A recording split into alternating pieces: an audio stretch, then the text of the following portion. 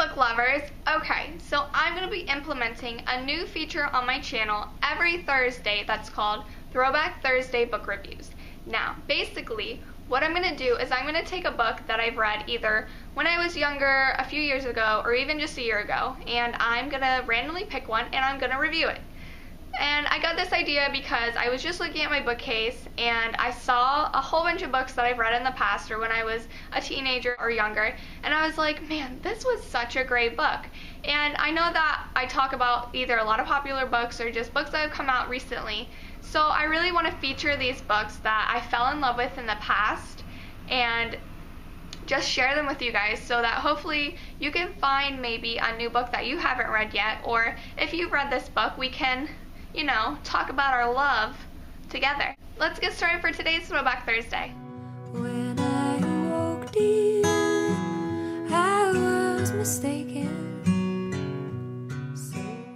Now, Black History Month started February 1st and it ends tomorrow on February 28th. And I was hoping to have a whole video dedicated to African American literature and to give recommendations, but I've just been so crazy busy with school. So my first Throwback Thursday book review is going to be from Zora Neale Hurston's Their Eyes Were Watching God.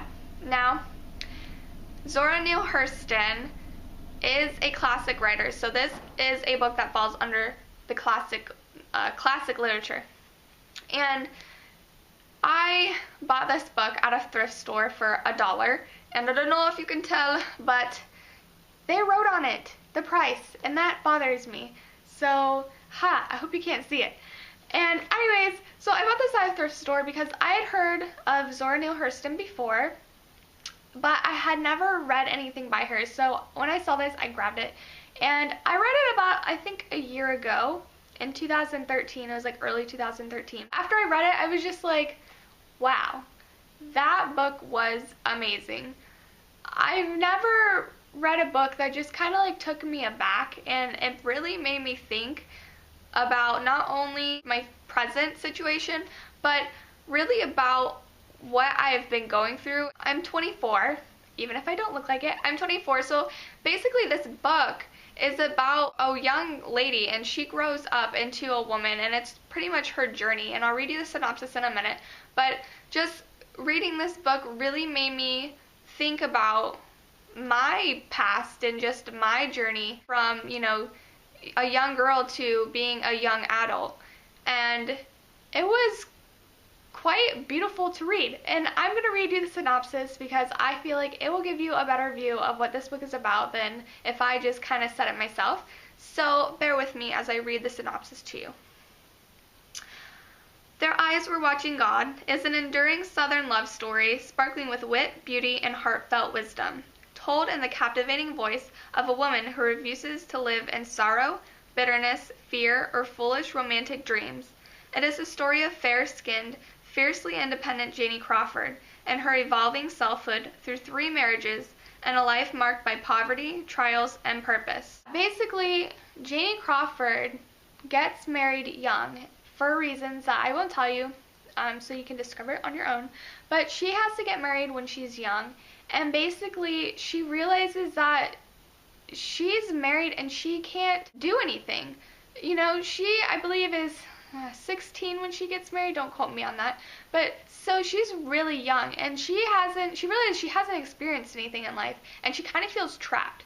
So from that moment on, we see her leave her husband, and just all these different situations happen. She gets married 2 more times. We see her grow as this young lady into an adult, and you get to see her every step of the way. All of the trials, the tribulation, the love, the pain, the jealousy, everything that she goes through is written down. There is nothing that's sugar-coated. There's nothing that's skipped over. And this is what I think captivated me so much with this book, is that Zora Neale Hurston made it so truthful, and I felt like I was reading her pour her heart into this work. Like, it's just, since nothing is left out and you really get to see every aspect of Janie Crawford's life, it just made you that much closer with the character, and it made you feel that much more for her when things happen to her. It makes you